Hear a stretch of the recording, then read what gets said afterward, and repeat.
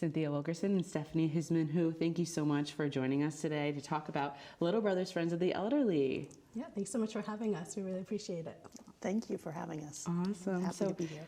How do you see the connection between the new generation of volunteers and the older generation that they support? Do you have any specific sort of stories or anything that comes to mind? Yeah, for me, I love going to programs. It's always my favorite part of the day.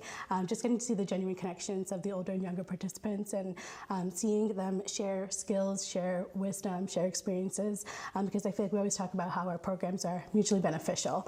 And we also do our best to try and have students who speak different languages like Mandarin, Cantonese, Russian, Spanish, because a lot of the older adults that we're working with are also immigrants. English is not always the first language people speak.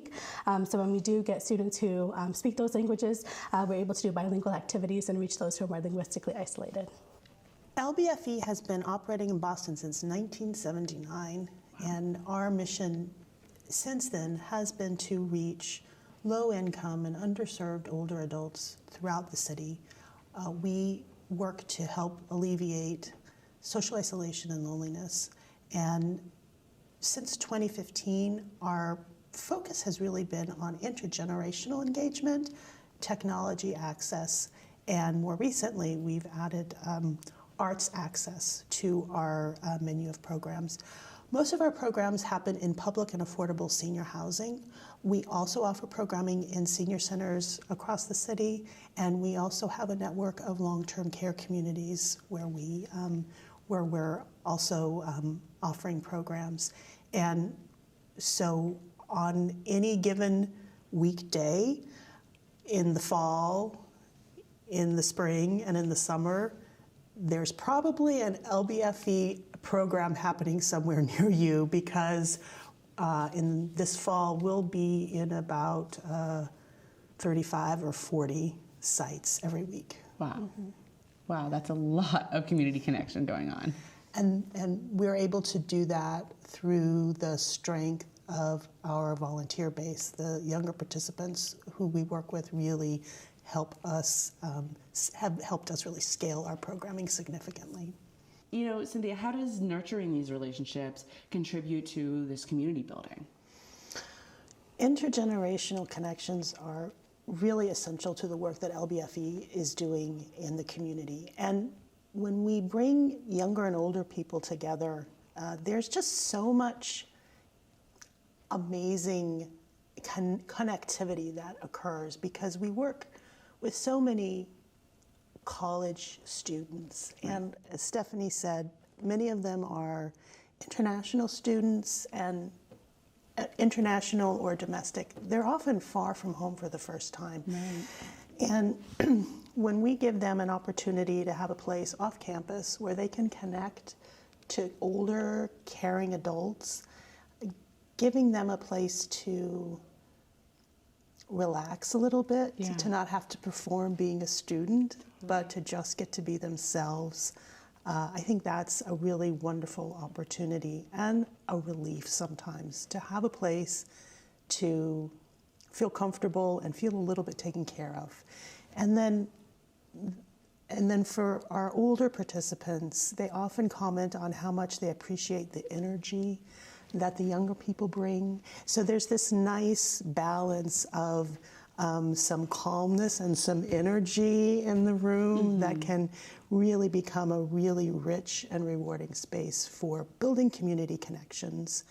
And Boston is almost unique in its density of college students, and what people may or may not be aware of in the neighborhoods is there'll be a dorm and a senior building side by side, cheek and jowl. So people are neighbors, but they don't always know that. And through our intentional work around bringing those age groups together, we're really trying to strengthen neighborhood relationships, so that rather than older adults feeling sometimes undervalued and almost displaced in their neighborhood, they're able to build connections to the younger people who are sometimes can feel like part of a problem in a neighborhood, and actually we can start to address some of those issues that are real. But so rather than someone being just other, they become the person that I see every Wednesday and I know, and it's someone to say hello to rather than someone to say like, oh no, I see you. So that's a really important part of the community building we're doing in our intergenerational programs. Totally, yeah. And when you're talking about younger people going and sharing this time with older people, it sort of brings out that some, younger people may have lost their older people in their lives, lost their grandparents, and are craving that comfort and that connection. That's beautiful. I love that. So tell me a little bit about the sort of programming that you guys do to offer support for your elder communities specifically. So for example, our City Sites program, we do arts and crafts, board games, card games, social activities. We always ask the older and younger participants, what kind of hobbies do you have? What kind of talents, skills can you share? Because we have older and younger people leading those activities too. For digital dividends, it's our Tech Equity, Tech Access program. We have formal and informal classes. For the formal classes, we offer free Chromebook, a hotspot, a computer, mouse, and then every single week for about 8 to 12 weeks, we do different tech topics based off of the feedback from the older participants. So that could be something from how to do a Gmail account, how to do Zoom, how to do online shopping, spotting scams, different things like that. And then our informal classes are our tech cafes, where older adults already have these devices, and they come down to the community room with questions that they may have, whether it's like how to send a text message or how to capture a picture on your phone or things like that. Our other program that we have is Creative Connections, and that's where we hire professional artists who come into these housing spaces and then do 6 to 8 weeks of art programs, whether that's drumming, dancing, poetry, mixed media, painting, different things like that. And it's all based off of also feedback from the residents.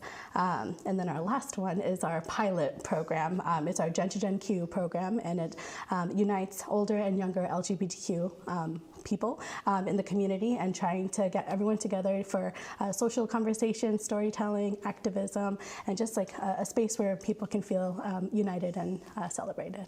Totally, and giving people those opportunities to share their stories and their lived experiences, like you said before, just builds that community connection, builds it deeper and stronger. Yeah. And so Cynthia, how do you guys utilize sort of the skills of younger people and sort of the natural affinities, like you said, that natural energy that they have? How do you use that to complete your mission?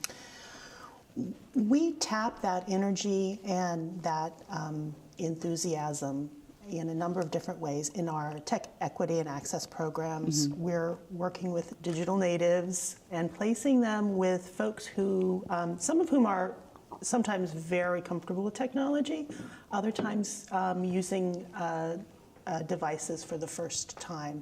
And so rather than technology being a space where the generations are divided, we're using technology to bring people together and to increase the digital fluency of older adults, while also providing that intergenerational opportunity for connection. Where can viewers learn more, and do you guys have anything coming up? I see an exciting flyer right here that I would love to hear a little bit more about, but tell us where we can learn more about LBFE.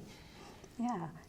So if you want to check out our website, and that's at lbfeboston.org, and then you can kind of learn about the different programs there, and also just reach out if you have any questions. Our events that are coming up is our multi-generational mixer, and this is the last one of the fiscal year that we're doing. We've had a few successful ones in the past, this past year, so this is going to be happening at the Pride in Hyde Park on Thursday, October 23rd from 1 to 2:30 p.m.